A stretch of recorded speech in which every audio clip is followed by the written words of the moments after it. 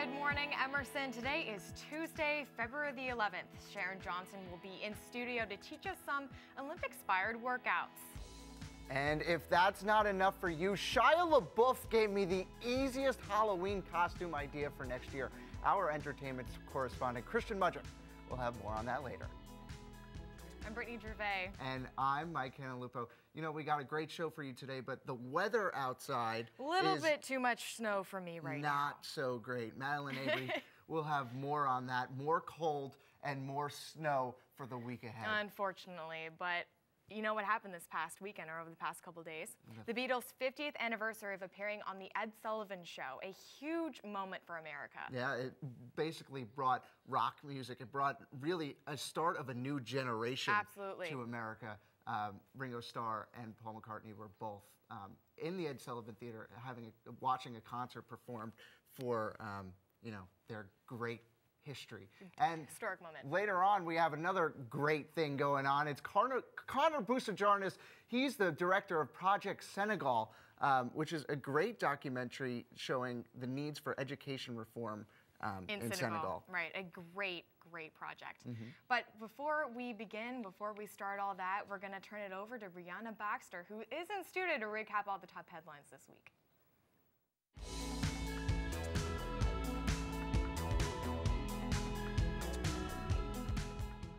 If you thought Bieber fever was an epidemic, that's probably because you weren't alive 50 years ago to witness the British invasion.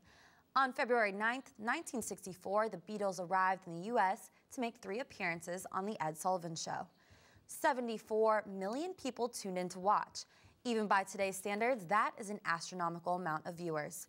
In celebration of the 50th anniversary since those mop tops came to America, CBS hosted a tribute concert.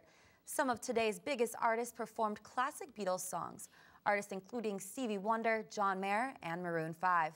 The surviving Beatles, Sir Paul McCartney and Ringo Starr, performed together and also did an interview with David Letterman. The band still holds the record for most #1 albums and singles in the US and the UK. And a life was cut short in Denmark. Thousands of animal rights activists were angered after the Copenhagen Zoo killed a healthy 2-year-old giraffe named Marius.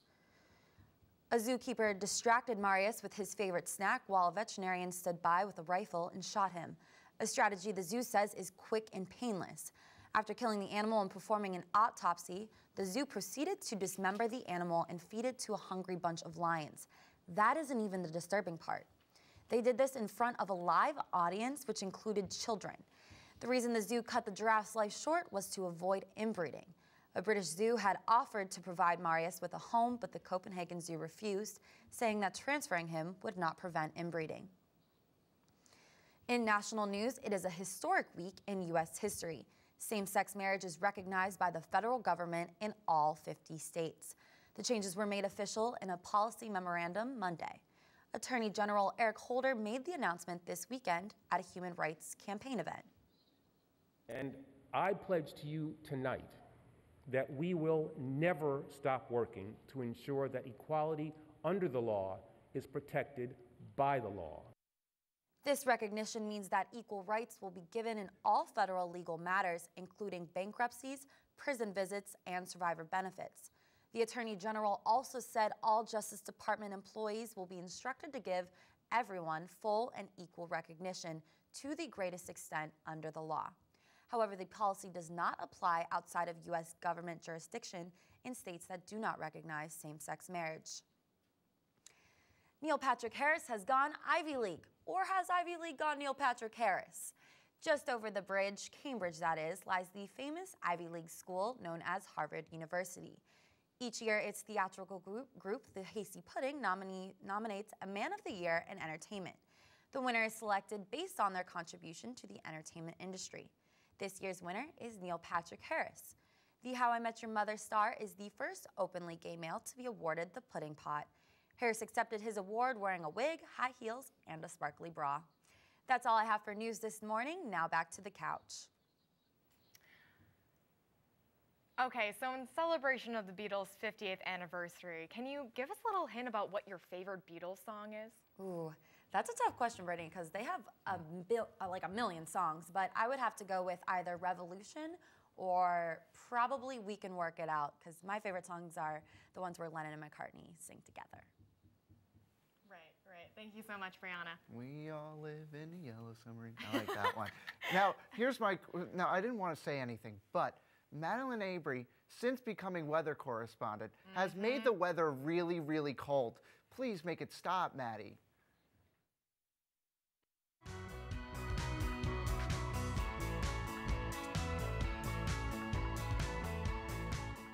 I'm trying, Mike, I'm trying. But I think you should be singing the Beatles' lesser-known hit, Can't Buy Me Sun. Okay, hi, Mike and Brittany. I told you last week that I would have news, but I never said it would be good news. We have more snow and cold days on the way. Today will be mostly sunny and very cold with a high of 26 degrees, and hopefully that sun will melt some of the snow that we already have on the ground. Tonight will be clear skies, but only 7 degrees, and that feels like temperature will be even lower at around -10 degrees. It's going to be freezing. Tomorrow will be cloudy with a high of 29, and there's a slight chance of some rain on Wednesday, so bring an umbrella with you just in case we feel some of that rain. And our 5-day forecast will bring a winter storm, this one named Pax. This storm has been terrorizing the southern states who are not as equipped as us Bostonians to take the snow. It's too soon to say if Pax will impact us in the northeast, but we do know that snow will be falling on Thursday. You can count on that. We're going to see a wintry mix on Thursday with some snow and rain coming down and a high of 38 degrees. Friday, we should see the warmest day of the week with a high of 40 degrees and some sun peeking through the clouds. Saturday is going to drop back down to 33 degrees, and it's going to be windy, so remember to wear a jacket if you're going to go ice skating on the Frog Pond, okay? I'll be back on Thursday to tell you more about Winter Storm Pax. Please remember to stay warm this week. It's going to be cold. That's all I have. Back to you, Brittany and Mike. I can't really decide if Pax is a cool name for a storm or not. Yeah, it's almost kind of cute. Yeah, like right? Little storm Pax. And it's going to deal with the southeast. It doesn't matter with us. But Yeah, anyway, we'll be all right. there's a little bit bigger news than Pax coming out. Big news out of the NFL. NFL draft prospect Michael Sam has just come out of the closet and said that he is gay and he's proud of it. He's actually he's going to be the first openly gay athlete in the NFL. He hasn't been drafted yet, but he was the SEC Player of the Year out of Missouri. He's projected to be around a 3rd or 4th round draft pick, so he will be coming into the NFL. Teams like the New York Giants have come out and given their support in Michael Sam coming out. Also, Chad Johnson has given his support over Twitter. We all know that Chad Johnson is one of the most vocal people out there. Yeah, absolutely. And then also, Patriots owner came out and said, all we want to do is win. All we want to do is win, so it doesn't really matter what your sexual orientation is, what your history is, as long as you can help the team win. So it's a possibility we could be seeing Michael Sam in Boston. Yeah, it's very true. But you have to think about it. All 32 NFL teams, there's a culture in the NFL locker room, and some people are afraid that this culture is going to be damaged by having gay people, openly gay people in the NFL. But already NFL players have come out to say that is not true in the slightest. We are a brotherhood, we are a family. We spend so much time together that we have to accept each other. There are people from so many different walks of life that come and play in the NFL. And in 2014 especially, I feel like this is a much more accepting society. Right, that being said, but the sports and especially the NFL, we see it, you know, almost in the Olympics a little bit too, but like coming out as gay is almost still taboo in 2014, which doesn't seem right in sports. Right. You know, there have been players who after retirement have come out as gay, but this is a big monumental step for people who are currently in the closet. Especially with such a team-oriented sport. Right. These people that from traveling every single week together, a 53-man roster plus practice squad people, you know, practices every day. These people are literally protecting each other's careers every single day from serious injury. Absolutely. This is a lot of money on the line for these people. You need to basically love each other and protect each other, no matter how that sounds. You know, you really need to be a team and unite no matter what. Absolutely. If Michael Sam's going to come out, he's going to have their support. Right. Absolutely. But we're going to take a quick break. When we come back, We're gonna talk to an Emerson student who is doing what he can to help children in Senegal. Stay tuned.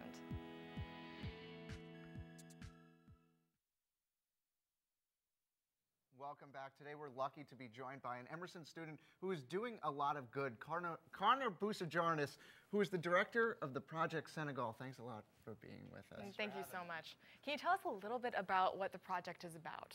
Well, in Senegal, located on the western coast of Africa, there's a school called the Fontaine School, and it's full of incredibly bright and articulate teenagers around our age, actually, who are incredibly smart, but they don't have the resources. Right. For instance, they rent the building, and there's crowded classrooms, and for 60,000 American dollars, they could buy the building. So the aim of this documentary that I've been working on with a ton of wonderful people, especially Tyler Gervais, who is my roommate and has helped me throughout the entire process, and there's a lot of other people that I'd like to thank, but the aim of the documentary is to get funding for the school, ultimately. Right. How did you get involved with this? It actually started in a class with Dr. Claire Andre Watkins. Okay. And is she still a part of the project? Yes, she is. Okay. That's great. And we were focusing on a class project that could apply to real life. So you come out of the class with something you can put on your resume, something useful. Right. So You're she doing was some good in the world. Well, it's not. I'm filming the good that's happening. I've been involved with an organization called Spark 540, and they're the ones doing a lot of the work. I'm lucky enough to be documenting it. Yeah. What is something about Senegal? It's not a country that you hear very much about. What is something that the American public should know about the country? Well, one of the big things is there's a huge stigma there because the population is 97% Muslim. And in America, post 9/11, you hear Muslim and you think terrorists. That's I'm not in like a really liberal city, but those stigmas really exist.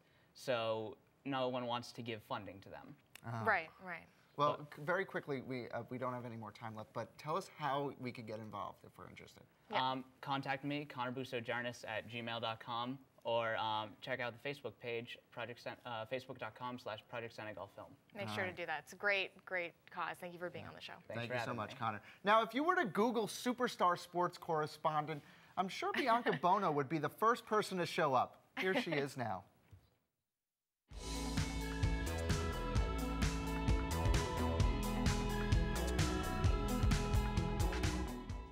Thanks, guys. So Marcus Not So Smart out of Oklahoma State has been suspended for 3 games for shoving a fan on Saturday. If you haven't seen the video, take a look at it here.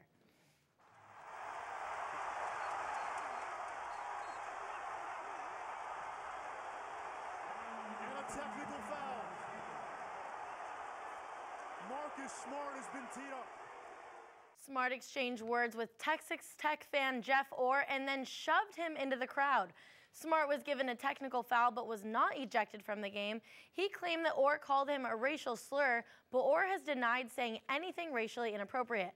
Video from past Texas Tech games shows Orr harassing several other opposing players, including John Lucas III from the Utah Jazz. Smart apologized to Orr and OSU fans on Sunday night. Just 4 years ago, the U.S. men's hockey team was standing on the podium with silver medals around their neck. Canada took the gold because of a Sidney Crosby goal, but now Team USA is ready for redemption. Canada and Russia are probably the toughest competitors, but with Jonathan Quick in goal and a lot of young talent, the U.S. has pretty good odds. Men's hockey kicks off tomorrow, and the red, white, and blue have their first game on Thursday against Zdeno Chara and Slovakia. Last week, I talked about Shaun White ditching slopestyle because the course was too hard, and now it looks like Sochi is making some last-minute adjustments to the halfpipe. Yesterday, riders took practice runs on the course that, according to athletes, was nowhere near ready. 2006 gold medalist Hannah Teeter said she saw more people fall yesterday than she did all season. Safety wasn't the main problem, but the quality of the halfpipe was subpar. When you have the best athletes in the world coming to showcase their skills, don't you think you'd be a little bit more prepared? The contests start today, so let's hope the course is ready. Also, on Sunday, the Dallas Mavericks traveled to the Garden to take on the C's, and Boston was looking to extend their 3-game win streak. There is Rajon Rondo getting ready, and here he is again doing it himself, taking it to the paint. He puts it in. C's are still down. Jumping to the third quarter here, Montel swings it out to Jose Calderon. He hits the trace. Mavs up by 13. Later in the fourth, 10 minutes to go, and it's big man Dirk Nowitzki for another 3-ball. Dallas would go on to take this one 102-91. And even though they lost, Jared Sullinger was just named the Eastern Conference Player of the Week. Unfortunately, my time to talk sports is up, so Mike and Brittany, back to you. Bianca, you talking about Olympic hockey gets me so excited. Well, we've been talking a lot about the Olympics today, so can we get a little bit of an update? Like, how's the U.S. doing? And more importantly, how is Canada doing? Yeah, of course. Yes, so Brittany, good news for you. As of this morning, Canada is tied with Norway for 9 medals. They are in first place, followed by the Netherlands with 7, and the U.S. is in fourth place with 6 medals. But not to worry, we still have hockey, snowboarding, and plenty of other events to come, so do not count the USA out. Looks like Canada, this I know, thing. Canada wins on this couch also, whatever. Oh, but I hear Shia LaBeouf has made quite the fashion statement lately on the red carpet. What's going on in Hollywood, Christian?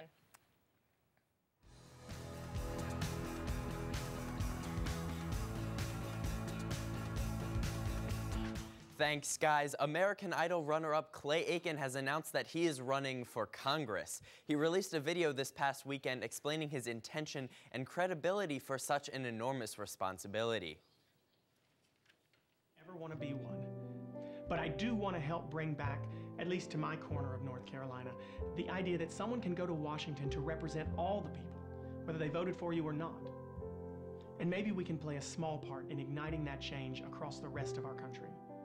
This is why I'm running for Congress. He's running against reigning Congresswoman Renee Elmers. In the short time that this news has been released, Aiken has received a lot of pushback for his general lack of experience and his sexuality. Wait, is this Sochi? Does Canada have to make another video? In any event, we'll just have to see if we have a new congressman on our hands or just another run-up. Speaking of C-list celebrities grasping onto the spotlight, Shia LaBeouf has come out of hiding in the worst way possible. LaBeouf made a fool of himself at a press conference for his new movie Nymphomaniac when he answered a question about his numerous sex scenes with a quote from a famous French soccer player. LaBeouf told reporters, "When the seagulls follow the trawler, it's because they think sardines will be thrown into the sea," before standing up and leaving the press conference.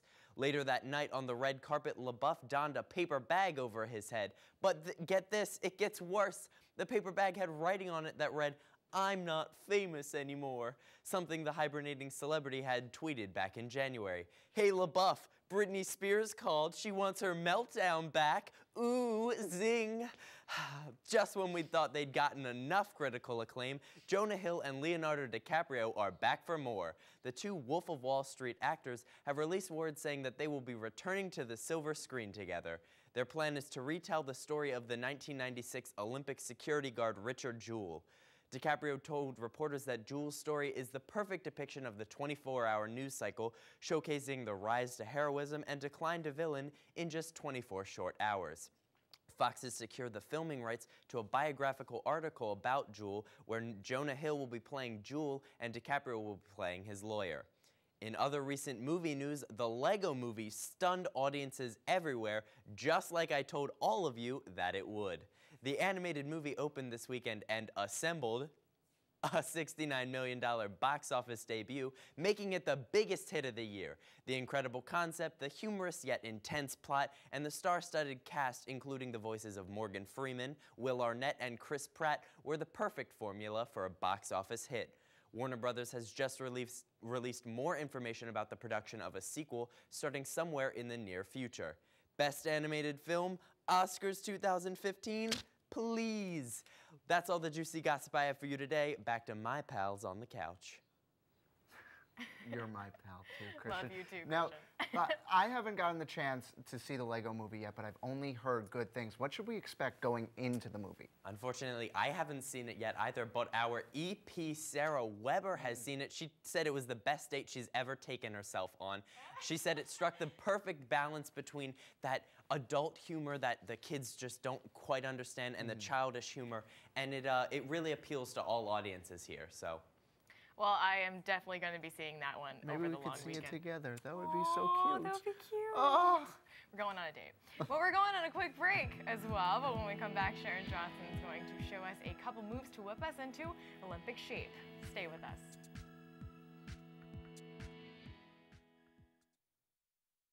Welcome back. Now, they say the camera adds 15 pounds, and although Brittany over here may not have to worry about that, I need my health and fitness. That's where Sharon Johnson comes into play. She's with us now. Hey guys, so in honor of the Winter Olympics, I went to Broomstone's Curling Club to get a lesson from the pros and find out more about this sport. Check it out. Right now, I'm at Broomstone's Curling Club in Wayland, which is about 25 miles outside of the city of Boston, and I'm here to learn more about the sport of curling, which is an upcoming event in the 2014 Winter Olympics. So I'm gonna go ahead and take a look and see what we can get into right now. What are the basic rules when it comes to curling? Sure. Basic rules, like a lot of sports, is to get more points than your opponent, and the object is to be the closest stone to the center. And then you score the number of points for the number of rocks that you are closer than your opponent. It's scored like bocce. Okay, so let's say if the stone lands in the outside circle, does that mean you get less points? Every rock is worth 1 point. Okay. Well, what's the difference between being a curler and being a sweeper? Like how is it different? Everyone is both. How about that? The way it works is there are 4 people on every team. There's one person, the skip, that's in the house. They call the shots. They put the broom down where the rock wants to end up, and they have the strategy. They're in charge. Everyone else rotates through sweeping and shooting, and then the last 2 shots at the end, the skip throws. And the vice, which is the third person to throw their rocks, holds the broom for the skip. So a typical curling shot, you have what's called a hack, which is like a runner's starting gate. You're going to place your foot in the hack that you're pushing off of. Your other foot has a sliding surface on it. And you're going to get your balance, get your bottom down, figure out what the shot is. Look at your skip and make sure you know what the shot is. And you're going to bring the stone back and thrust out of the hack.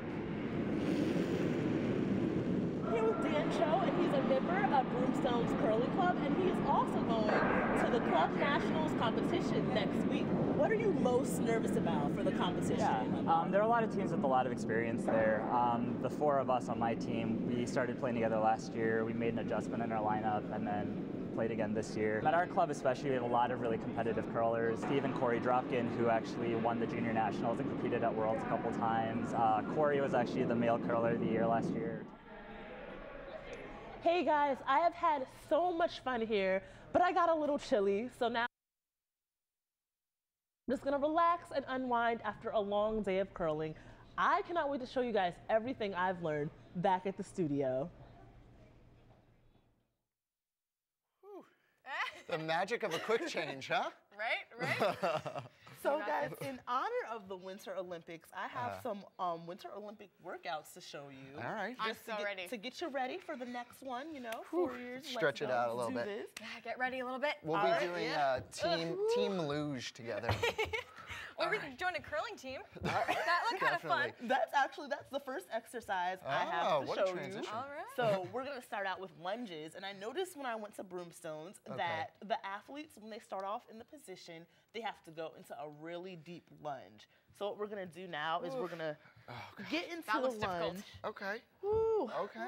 And you could feel it in your hamstrings. Both of them, right? Yeah, we're supposed to feel it in our legs, right? Exactly. Okay. And also, a trick that I learned recently is that The closer you keep your back leg to your front, the more you'll feel it. So this is actually a little bit more difficult, but it works out your legs more. Okay. So, I'm already working up a sweat. Yeah, these are pretty. That's pretty good for you. So yeah, right here. All right. After we work out our legs, what more can we do over here? So what we're gonna do next is pretty self-explanatory. We're gonna do ski jumps. Skiing. Okay. Ski jumps. Okay. So if we want to be in the Olympics, we gotta take our time. So we're gonna make sure to have your skis. Yep. Oh! They said we had chemistry. Yeah, my Be lunch. careful, guys. I know it's all right, intense, but right and then left. Right and then left. Right. There you go. Woo, we're on the Alpines.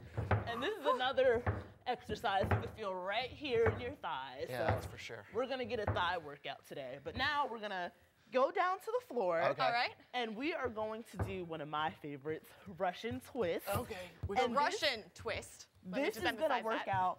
This is for figure skating because figure skaters, they need to have a tight core. Okay. So this is gonna work out your core as well as your obliques that's on the side. Everybody wants a tight core. You're gonna so this is for everybody. balance on your back and move from left to right. Woo. So we're This is not good. Oh, always going down. So we lost one. Man down. Man down. And I don't know if you guys can feel it. Yeah, but I can feel it in the side. So Mike, next Winter Olympics? Yeah, So we're in. I think you guys are gonna be ready for it. Figure skating. So. We'll compete in every single event. Yeah. So the next exercise I have for you, we're gonna have to turn it around and get onto our stomachs.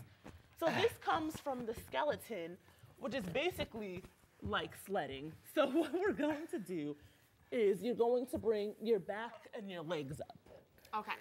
And this exercise, the back-ups, they work your lower back. What's the skeleton? I've never heard of the skeleton in my life, with Sharon. the skeleton, I think you're making stuff up. The athletes, they start off on the top of a hill, and they run and jump onto the sled. Oh, wow. All right? I do that for fun. Well, that's all the time we have. That's all the energy I have. Yeah, we gotta take a break here. Well, that's all we have for this morning. Stay tuned next Thursday. We have American Idol contestant Casey McQuillan here in studio for a live performance. Yeah, I watched her. She was great. Thanks for watching Good Morning Emerson.